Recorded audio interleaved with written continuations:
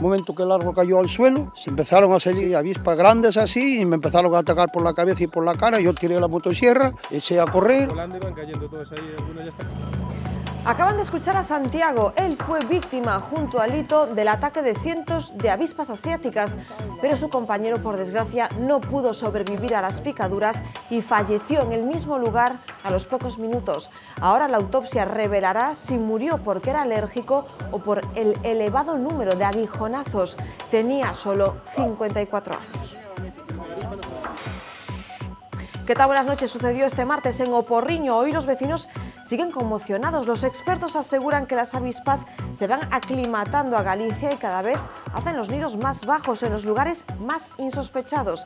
En caso de encontrarnos con uno, mejor alejarnos rápidamente. Si las avispas ya están atacando, evitar movernos demasiado. Cuando tenga la nube de avispas encima, a ver quién no bracea. Pero increíblemente, te puedo decir de muchos casos donde personas se quedan petrificadas y a los que se están moviendo los acribillan y a esa persona no le pica ninguno.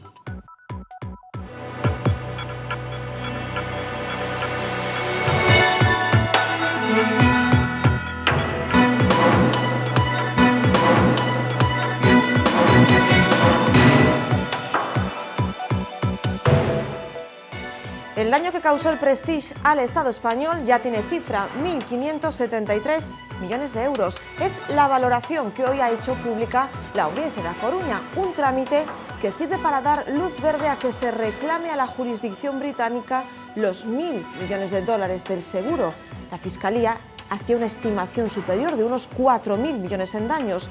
Hoy además les vamos a presentar a la última persona que estuvo a bordo de ese buque del Prestige.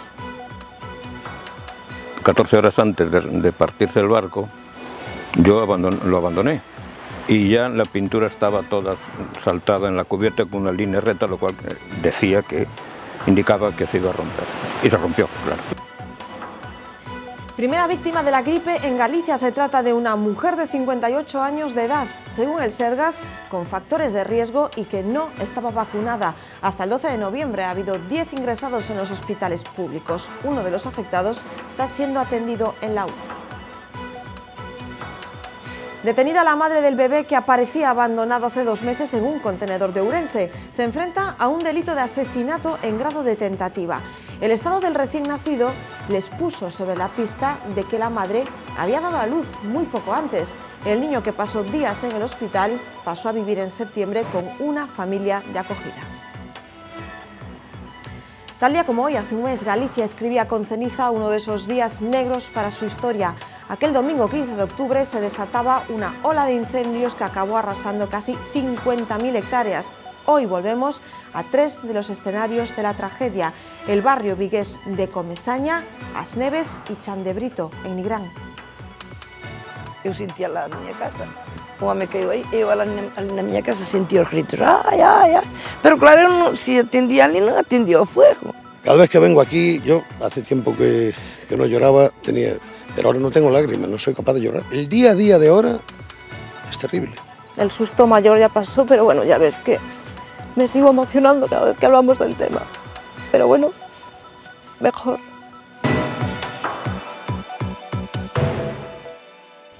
Estaba haciendo trabajos de desbroce, fue a cortar un árbol y no se dio cuenta de que allí había un nido de velutina. Un vecino de Oporriño de solo 54 años fallecía ayer por las picaduras de las avispas. Según los testigos, las velutinas salieron en tromba del nido y el hombre no pudo defenderse. Sufrió una veintena de picaduras.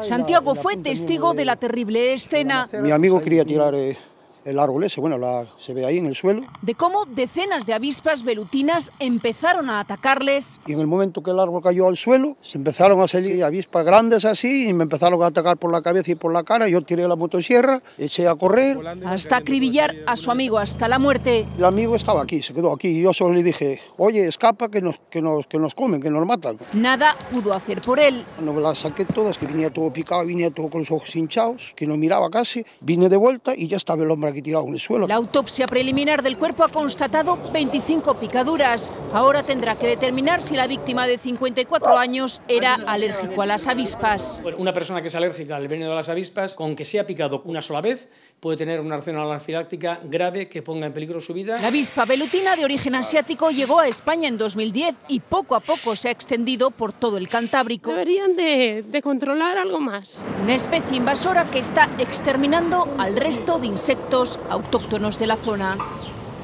Dicen los expertos que este tipo de episodios es y será todavía más habitual. Las velutinas se van adaptando al entorno y cada vez hacen los nidos más bajos, con lo cual es más difícil encontrárselos. La clave, dicen los expertos, es salir corriendo si nos encontramos con uno y, sobre todo, intentar no mover los brazos. La avispa está, digamos que adaptándose, ve que no tiene enemigos naturales y está dejando de anidar tanto en los nidos secundarios, los que son a partir del verano, y los está empezando a hacer a baja altura. Y te encuentras pues, en una planta de maíz un nido de 1 metro de alto. Imagínate una persona que va a recolectar el maíz y lo pisa con el tractor, ya le atacan. Si no lo ha roto, lo primero que tiene que hacer es irse muy despacio, apagar las máquinas y llamar al 012 o al 112 para que los profesionales lo eliminemos. ¿Que lo ha roto? Intentar salir lo más rápido posible, tirar la desbrozadora o la motosierra, ya se apagará. Intentar no bracear, claro, esto es complicado de entender, ¿no? Pero los himenópteros, abejas, hormigas y avispas, de cerca ven muy mal. Entonces, ¿qué ocurre? Si nosotros les estamos dando, digamos que la señal para que nos ataquen, van a atacarnos más rápido y eficientemente. Por eso es necesario intentar bracear lo menos posible, lo justo para correr. Decidí que había que hacer un equipo que, pues tanto ambulancias como policías, que puedan ayudar a esas personas que son picadas y se encuentran desmayadas o que no, por tantas picaduras no pueden moverse aunque estén conscientes. Es para ponérselo muy rápido, por encima de una cazadora de las típicas que se utilizan para el trabajo. Viene en una bolsa que lleva unas gafas y un spray, inoculando este spray, solamente que le roza ya morirían las avispas. Entonces nos permite poder actuar para rescatar a la persona e incluso poder eliminar nidos de un tamaño que no sea muy grande, con toda seguridad. Detenida en Ourense la madre del bebé hallado en un contenedor hace 2 meses. La policía asegura que se ha llevado a cabo una difícil investigación, ya que el recién nacido apareció en un contenedor de la calle Río Vivey, donde el tránsito de viandantes es escaso y apenas había pistas. Los hechos se remontan al pasado 17 de septiembre. Un indigente se encontró en la basura al pequeño recién nacido. De inmediato se lo dijo a los vecinos y también a los responsables de un bar cercano, que se movilizaron para cuidarlo antes de la llegada de los sanitarios. La madre se enfrenta ahora a un delito de asesinato en grado de tentativa. 1.537 millones de euros es la valoración judicial de la catástrofe del Prestige. La Audiencia Provincial de A Coruña emitía hoy el auto que cuantifica los daños causados por esa marea negra 15 años después. Es la forma en la que la justicia da luz verde a que se reclamen a Gran Bretaña los 1.000 millones de dólares de la aseguradora. Los magistrados cifran, por lo tanto, esas pérdidas en esos más de 1.500 millones, una cifra que ya incluye las indemnizaciones adelantadas en su día a los 18.000 afectados por la marea negra. A Francia se le reconocen poco más de 61 millones, 1.800.000 euros a la Xunta, ya que las competencias correspondían al Estado. La Fiscalía aspiraba, sin embargo, a 4.300 millones de euros. Serafín fue el último hombre en pisar el Prestige. Tenía 68 años y se descolgó 2 veces sobre el petrolero. La primera para arrancar la máquina, la segunda para recoger documentos. Lo que vivió a bordo de aquel gigante que se hundía no le deja dudas. El capitán y su tripulación querían que el Prestige acabase embarrancando. Me voy para la oficina, me llevan al aeropuerto, embarco un helicóptero, sin saber nada más, ¿eh? No, subo al helicóptero, pero cuando me abren la puerta ves el monstruo aquel que parecía un caimán allí en una zona pantanosa. Digo, joder, vaya aventura que me he metido. Llegué sobre las 10:30 más o menos al Prestige. Caminé como pude en una cubierta resbaladiza. Las olas barrían la cubierta. Subo al puente y le digo al capitán quién soy. Me dijo, no, yo también tengo el jefe de máquinas que está abajo, que es un buen jefe de máquinas. Yo también soy jefe de máquinas. El jefe de máquinas sube, me dice que no puede arrancar la máquina porque está averiada. Entonces hago el recorrido de la alimentación del tanque de diario. Voy siguiéndolo y cuando llego ya próximo al motor, un tripulante me empuja para que me aparte. Quita una tapita pequeña, así de un triángulo más o menos, y abre una válvula que estaba completamente cerrada, pero completamente cerrada. Era la entrada de suministro de combustible al auxiliar, se abre la válvula de combustible, vuelvo a decir al jefe, bueno, ponga en marcha otra vez el motor, ya huele a gasoil. Se cierran las purgas y arranca el motor. Lo que querían era que el barco embarrancase. Hay que pensar que estaba a 4 millas, 4,5 de la costa. Entonces, sin barranca, sin una prueba, sin algo que justificase que había sido negligencia, abandono o es más, sabotaje, embarrancarían en la costa y cobrarían el seguro del barco y de la carga. Eso es un criterio por lo que he sufrido y por los obstáculos que puso el jefe de máquinas para evitar que el barco se pusiese en marcha. Me gusta el riesgo, he sido siempre un poco, en la vida profesional me he arriesgado mucho, me he creado enemistades y amistades, pero no podía hacer otra cosa. ¿Y de todos los petróleos que viste, este era el peor? Sí, sin lugar a dudas.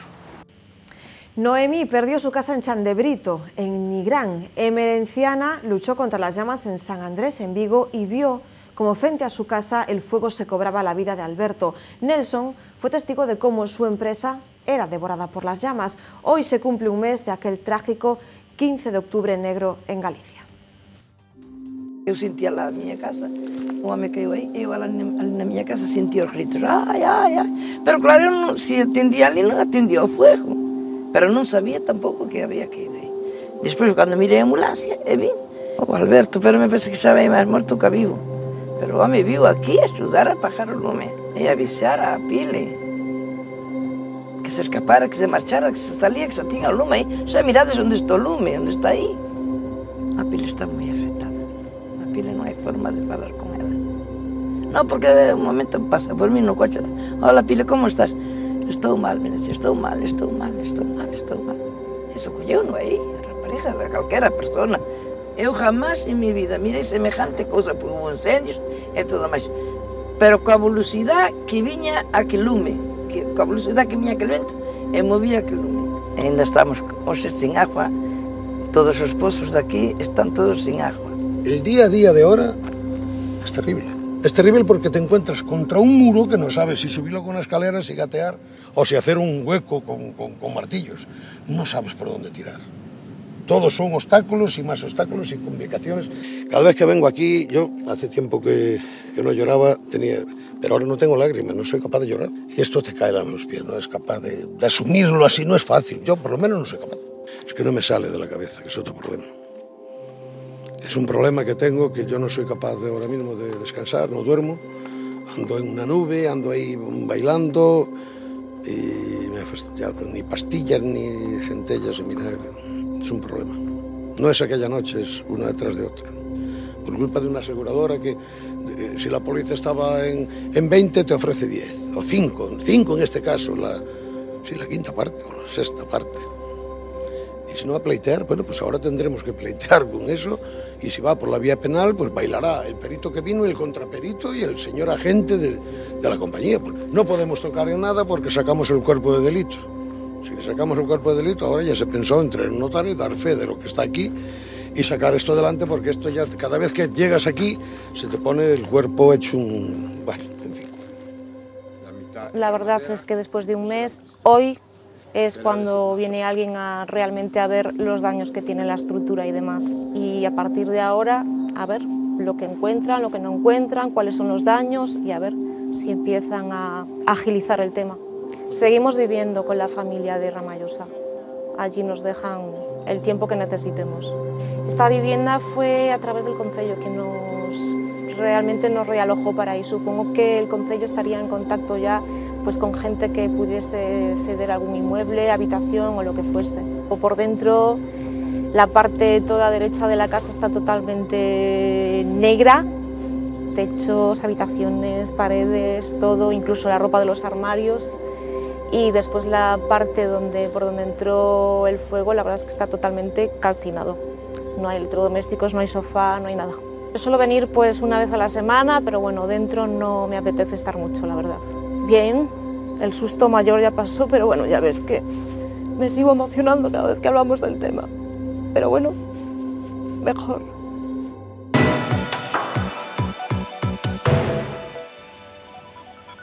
La presidenta del Parlament catalán, procesada por el Supremo por sedición, rebelión y malversación, se presentará a las elecciones del 21 de diciembre con Esquerra Republicana de Cataluña. Hoy mismo lo anunciaba por Twitter y todo indica que será el número 4 de la lista por Barcelona. Esquerra ya anunció este sábado que si Forcadell decidía repetir en las listas, tenía reservado para ella ese puesto número 4 de la lista tras Oriol Junqueras, Marta Rovira y Raúl Romeva. Precisamente Oriol Junqueras ha puesto a Marta Rovira en la parrilla de salida. En una carta desde la cárcel ha asegurado que es hora de que una mujer presida la Generalitat si Esquerra gana las elecciones. Reconoce también Junqueras que cometió errores en su proyecto independentista, un repliegue que han hecho también otros líderes. En los días previos al 1 de octubre, promesas y exigencias de compromiso. Ens hem compromès a parir la república, però qui l'ha de comandar sou vosaltres, i si no ho feu, haureu comès un delicte de traïció.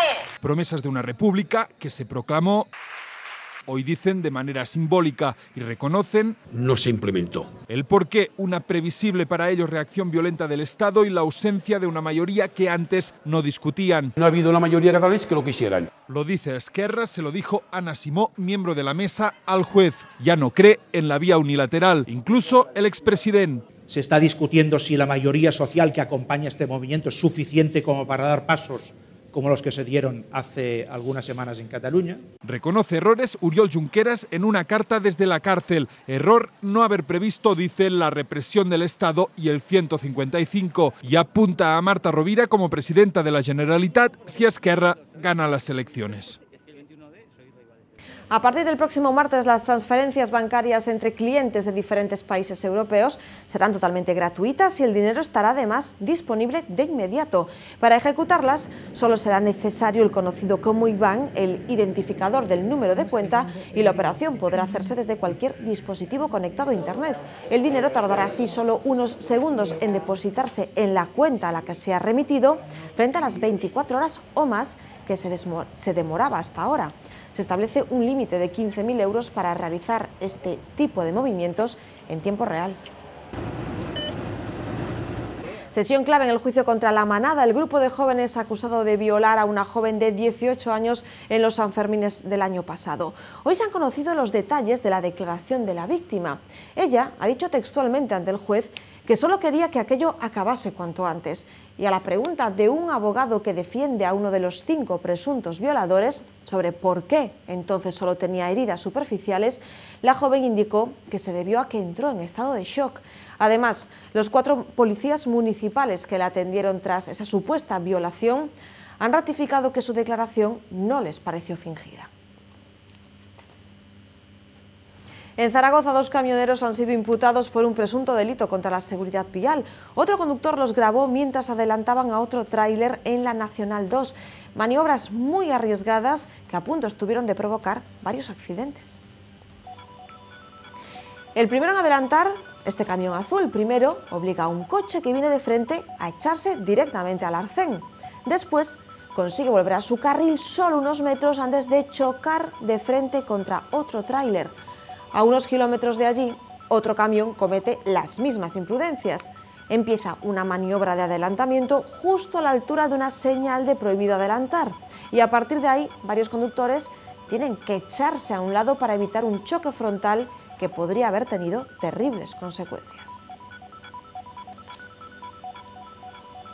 Colapsada durante más de 4 horas la circunvalación de Santiago de Compostela. El motivo, este accidente que van a ver. Un camión volcaba pasadas las 5 de la madrugada en dirección Polígono del Tambre. A pesar de lo aparatoso de la imagen, no ha habido que lamentar heridos. El camión y un panel informativo quedaban dañados. La policía llegaba a desviar el tráfico por la AP9 y recomendaba no usar esta vía. Aún así, no se pudieron evitar los colapsos de primera hora de la mañana. 120 kilos de hachís, algo más de 1,5 kilos de cocaína, 60.000 euros, una pistola y 7 coches de media y alta gama. Este es el botín que se incautaban Guardia Civil y Policía Nacional en la operación Escipión, la trama de narcotráfico desarticulada en Ferrol y Arteixo, que se ha saldado con 8 detenidos. Falta ahora mismo localizar al hombre que les suministraba los estupefacientes. El Concello de Opino ha llegado a un acuerdo para reclamar más información y cambios en el proyecto inicial para la reapertura de la mina de cobre que también afecta a Touro. El BNG expresaba esta mañana su rechazo total a cualquier solución que reactive la actividad minera. El alcalde de Opino, el popular Manuel Taboada, apoyó la propuesta del PSOE para reclamar una profunda revisión de ese proyecto. Al pleno, como ven, asistieron numerosos miembros de la plataforma vecinal contraria a la reapertura de esta mina. Una mujer de 58 años definida como paciente con factores de riesgo y no vacunada es la primera víctima de la gripe en Galicia esta temporada. Lo dice el informe hecho público por el Sergas, que explica que hasta el 12 de noviembre se produjeron 10 ingresos en los hospitales de Galicia por esta dolencia. De esos hospitalizados, 7 tenían indicada la vacuna, pero solo uno de ellos se la había puesto. El busto del fallecido Manuel Fraga ha desaparecido de Vilalba. Su alcalde ha asegurado hoy que nada se sabe de la estatua y que desapareció, ha dicho, limpiamente de la columna que la sostiene desde los años 70. No es la primera vez que sucede, pero en esta ocasión no ha aparecido tirada en las inmediaciones ningún tipo de pintada tirada a la estatua, ni ha aparecido tampoco ningún tipo de pintada que identifique al autor o autores del robo. Es más, desde los 90 estaba fijada la base. El alcalde dice ahora que es cuestión de esperar. La Guardia Civil investiga a 3 vecinos de Campañó, en Pontevedra, por un delito de maltrato animal. Se les imputa la tenencia de varios perros en condiciones deplorables. Los animales estaban enfermos, sin apenas pelo, y algunos tienen las patas deformadas por fracturas mal curadas. Se les retiraron 18 perros. Los dueños se los cedieron a la protectora porque dicen no tener recursos. La jueza Pilar de Lara dicta una orden de alejamiento en Lugo para proteger a una perra. El animal resultó gravemente herido tras caer al vacío desde la ventana de un piso. Sus dueños no podrán acercarse a menos de 500 metros de la perra y le quitan la custodia de la misma, además de imputarles por un posible delito de maltrato animal. Dice Pilar de Lara en el auto que quien trata así a un animal también despliega su instinto agresivo contra mujer, hijos o ancianos. Los niños aseguran que la caída fue fortuita.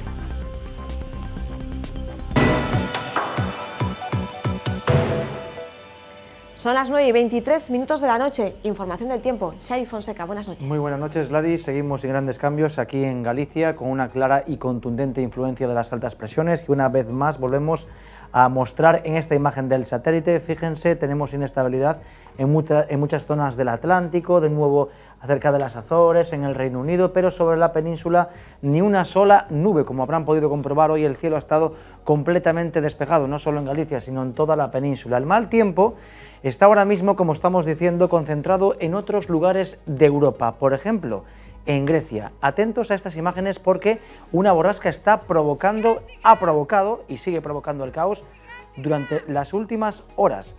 Las lluvias torrenciales han dejado ya más de 15 muertos, 17 heridos y varios desaparecidos, y también ha causado daños materiales muy importantes. Varias localidades del país han declarado durante las últimas horas el estado de emergencia por las tremendas inundaciones que, como están viendo, están arrastrando todo cuanto encuentran a su paso. Tremendas las imágenes.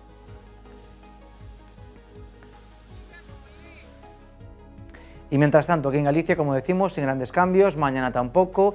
Tendremos una situación conocida como pantano barométrico este jueves. Es como estar en tierra de nadie. No vamos a notar mucho la influencia del anticiclón y mucho menos de las borrascas. Esto en la práctica significa que el viento va a soplar variable y en calma. De todas formas, mañana el tiempo apenas cambia porque volverá a ser una jornada muy soleada, únicamente con las típicas nieblas matinales que van a aparecer en el interior del Lugo. La humedad va a desaparecer con el paso de las horas y nos volveremos a quedar con el cielo muy despejado. Las temperaturas sin cambios, con grandes contrastes entre las mínimas y las máximas. Mínimas muy bajas, sobre todo en el interior, donde podrían registrarse valores negativos, mucho frío a primera y a última hora de la jornada. Luego las máximas con valores más discretos, sensación de todas formas bastante agradable, ya que el viento va a soplar en calma.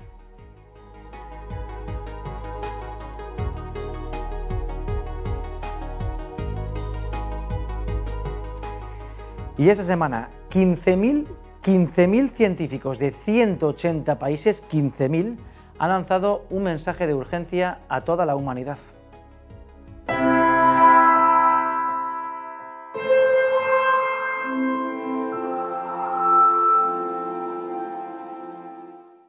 La comunidad científica acaba de emitir un mensaje contundente y sin matices sobre el camino que está tomando nuestra civilización. Hace 25 años, más de 1.700 científicos de todo el mundo lanzaron una advertencia sobre el deterioro progresivo del medio ambiente generado por la actividad humana. En 2017 el aviso sigue siendo igual de claro que el de 1992, pero ahora se ha dicho un poco más alto porque el riesgo es mayor.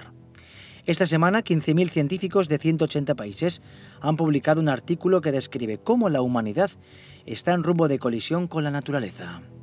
Hoy todos los indicadores, excepto la capa de ozono, muestran señales de un notable deterioro, desde los océanos hasta la disponibilidad de agua dulce por habitante, pasando por la extinción de especies animales y vegetales. Lo cierto es que vivimos un momento de grandes contradicciones y solo la historia podrá juzgar la época actual. Nunca antes hemos tenido tanto conocimiento sobre problemas como el calentamiento global y, sin embargo, las respuestas llegan a cuentagotas y contienen demasiada letra pequeña. Por ejemplo, el Acuerdo de París, la principal herramienta para frenar la emisión de gases de efecto invernadero, que ha vuelto a registrar una tendencia ascendente, no incluye a Estados Unidos, uno de los principales emisores. Podríamos pensar que se trata de algo coyuntural, mientras dura la presidencia de Donald Trump, pero lo cierto es que con o sin Estados Unidos, el documento no es vinculante en cuanto a los compromisos de emisiones. No parece que alguien se haya tomado demasiado en serio la necesidad de una revolución en nuestra forma de consumir. El único avance destacado que se ha producido durante los últimos años es que ahora, por lo menos, el mundo entero sí se ha puesto de acuerdo para considerar el cambio climático una amenaza real. Y ojo, el llamamiento que han hecho los científicos busca mantener a salvo la vida y los ecosistemas que la sustentan, no el planeta. Uno de los errores más comunes es presentar a la Tierra como la principal víctima, pero en realidad el mundo ha pasado por etapas mucho más hostiles. A lo largo de los 4.500 millones de años de existencia, ha sido constantemente bombardeado por meteoritos, entre otras calamidades, y siempre se ha regenerado. Lo que peligra de verdad son las condiciones que hacen posible la habitabilidad. En Galicia, esa amenaza no es futura, sino presente. Estamos sufriendo una de las peores sequías de nuestra historia reciente y la situación podría tomar una dimensión dramática, a menos que llueva estos próximos meses. Si las precipitaciones no llegan, pronto los efectos de la sequía entrarán en los hogares gallegos. ¿Será entonces cuando despertemos?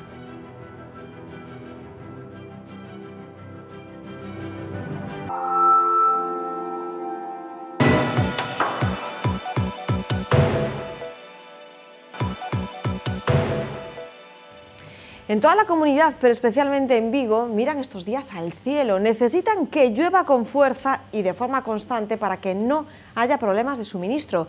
El alcalde Abel Caballero ha insistido hoy de nuevo en la necesidad de que se haga una barrera en los ríos Verdugo y Oitabén para así aumentar el abastecimiento de Eiras del embalse. Solicita también que se reduzca el caudal ecológico de estos ríos.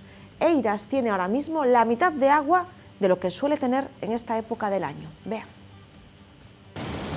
La tierra cuarteada, las orillas secas, el paisaje marrón, la tristeza reflejada da tristeza en la presa de Eiras. No recuerdo jamás tan bajo el embalse. A vista de dron la tristeza continúa, el embalse que abastece de agua a Vigo como nunca había estado. Una imagen que impacta todavía más al compararla con esta otra. Mismo lugar, solo 6 meses de diferencia.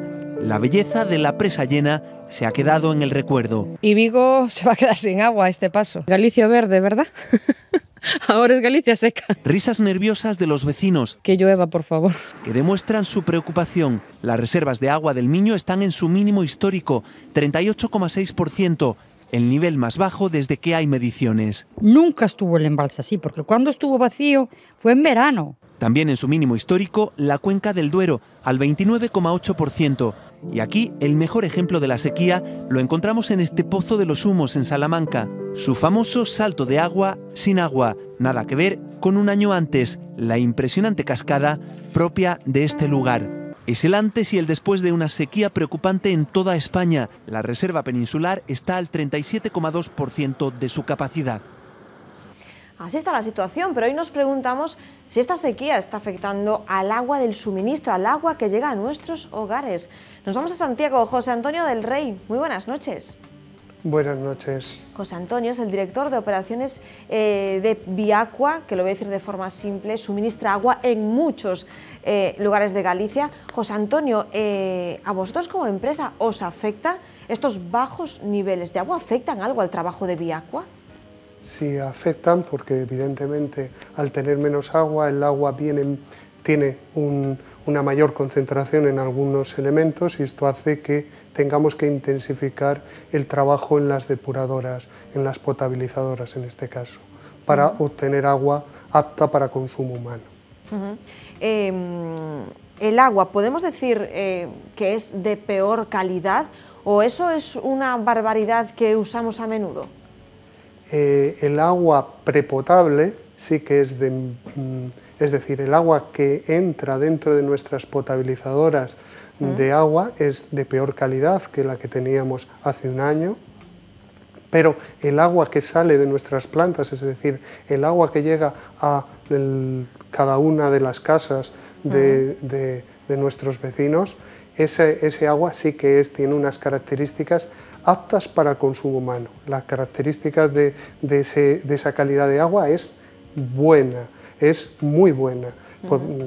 Tenemos nosotros, por ejemplo, en 53 municipios que realizamos el suministro del agua, realizamos más de 270.000 analíticas al año, es decir, el número que se realiza es muy alto.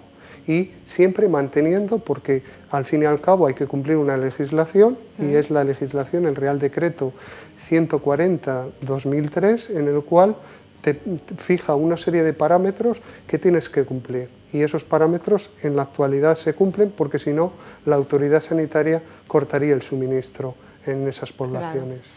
José Antonio, es decir, que si hay personas que estos días en diferentes puntos de Galicia están viendo que el agua sale turbia, ¿no hay que achacarlo a esta situación de sequía o podría ser en algún caso? En principio, desde los municipios que abastecemos, por sequía no. A lo mejor sí que pueden tener problemas en algún punto donde, pues por el tema de los incendios, se hayan con las lluvias que tuvimos la semana pasada, pues puedan arrastrar estas cenizas y puedan haber entrado en algún abastecimiento. En este caso sí que podemos tener, pero no es debido a la sequía, sino es debido al otro problema que fue el de los incendios. Muy reciente, hoy se cumple precisamente un mes. José Antonio, nos están diciendo desde algunos concellos que se están pidiendo altas, que hay personas que, por decirlo de forma coloquial, se quieren enganchar al suministro municipal porque, claro, su suministro, voy a decirlo claramente, en muchos casos pozos, pues están quedando secos. No sé si desde Viacua lo habéis percibido. Sí que lo percibimos, donde pues el número de peticiones de acometidas nuevas en los municipios donde gestionamos se ha incrementado, y se ha incrementado porque, bueno, pues al final el agua que tiene mucha población, sobre todo en el rural, pues ya no llega hasta esos puntos, con lo cual ya no pueden obtener ese agua de sus pozos y necesitan unirse a la red municipal para obtener agua para su casa. Sí que lo hemos notado. Para aquellos que no lo tenemos tan claro, como decimos, Villacuas suministra agua en Galicia a muchísimos puntos, localidades más grandes, ciudades, localidades más pequeñas, pero tú nos puedes contar, José Antonio, cómo es el camino del agua hasta que abrimos el grifo, eso que nos parece tan sencillo, y precisamente ese punto en el que estáis depositando más esfuerzos porque el agua, digamos, que viene más sucia, por decirlo de alguna manera. Pues es muy simple, cogemos el agua de un embalse, de un río, de un canal, y lo primero que le hacemos es un tratamiento para que este agua la podamos tratar. Principalmente es un primer tratamiento donde le quitamos los sólidos más gruesos. Después lo que hacemos es un tratamiento de eliminación de sólidos coloidales, muy sencillo. Es simplemente lo que hacemos es quitarle todas ese color que pueda traer el agua. Con esto después desinfectamos, distribuimos hasta los depósitos de almacenaje y a partir de aquí, por las tuberías de distribución, nos va a llegar hasta nuestras casas. ¿Podría haber más problemas, José Antonio, en localidades más pequeñas que en ciudades? Me refiero, ¿hay un mayor problema con este asunto de la sequía para vuestro trabajo? Sí, nosotros tenemos que intensificar muchísimo el tratamiento que damos a las aguas para asegurar que ese agua sea de la calidad que requiere la población y por tanto la calidad que nos exige la legislación. Y sí que es cierto que en municipios más pequeños donde tienen menos tratamiento, aquí lo que hay que hacer es poner a disposición una serie de dispositivos nuevos para que podamos tratar ese agua. Nosotros, por ejemplo, en el caso de Santiago, Pontevedra, Orense y Pereiro de Aguiar, tenemos además una norma. Nosotros hemos pasado una norma que es la norma ISO 22000 de inocuidad alimentaria, donde además de cumplir la legislación vigente, nosotros tratamos el agua como un alimento. Y este alimento lo que hacemos es poder determinar que en la casa de cualquier abonado podemos ir hacia atrás y poder saber dónde ha habido un problema y considerar este agua como un alimento que hasta ahora no está considerado como tal. José Antonio, ¿hay algún punto de Galicia, habéis percibido por el servicio que dais, en el que tengáis más dificultades? Porque es cierto que hay zonas donde los niveles de los embalses, sobre todo en la cuenca Miño-Sil, donde hay mayor falta de agua. Entiendo que ahí es donde más se nota, ¿no? Bueno, se empieza ya a notar en toda Galicia, ¿no? La calidad del agua pues va empeorando progresivamente, ¿no? Cada vez menos agua, pues más, digamos que como hay menos agua de dilución, se concentran más los contaminantes.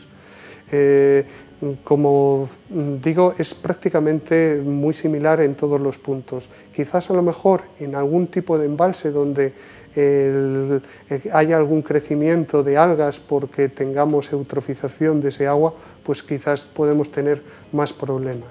Pero sí podemos seguir diciendo eso de que el agua de Galicia es buena, ¿no? Que nos encanta decirlo, la del grifo.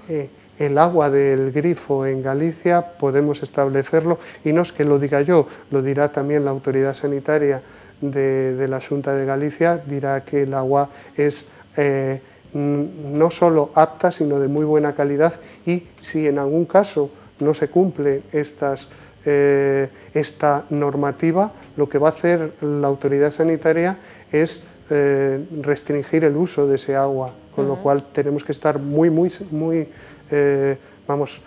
seguros de que eso se va a producir y tener la seguridad de que se va a realizar.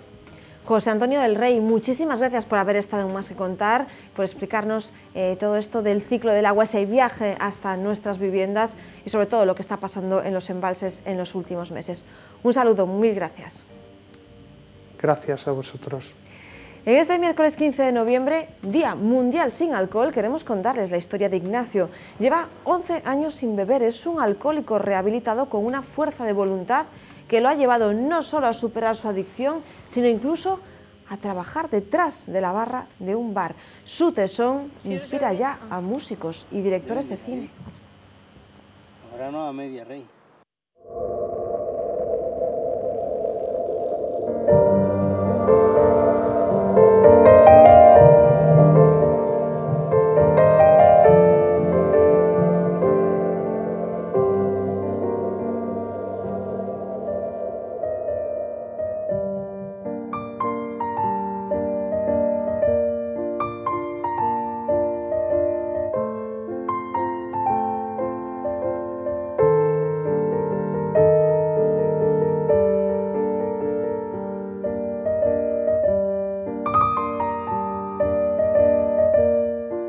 La última copa que bebí fue en el año 2006, el 1 de agosto, un día antes de ingresar en Proyecto Hombre.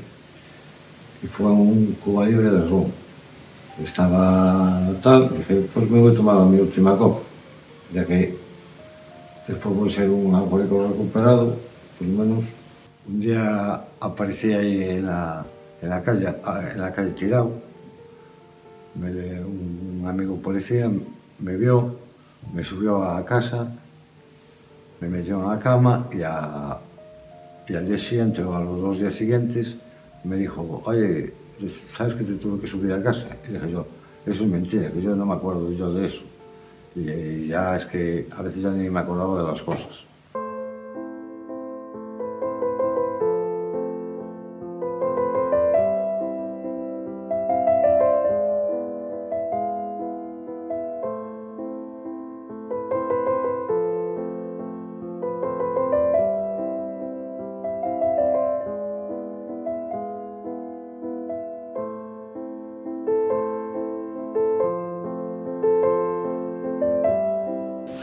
Una vez andando por la feria medieval, yo ya llevaba un año y pico sin beber, se me dio por beber una cerveza. Y eso fue mi perdición. Que en vez de beber, el primer día sí bebí una, al siguiente día bebí 2, al siguiente día bebí 4, y así sucesivamente hasta beber más de lo que bebía cuando era alcohólico. Más a contar mañana, como siempre, a partir de las 9. Se quedan ya con Sana Sana. Gracias por estar ahí.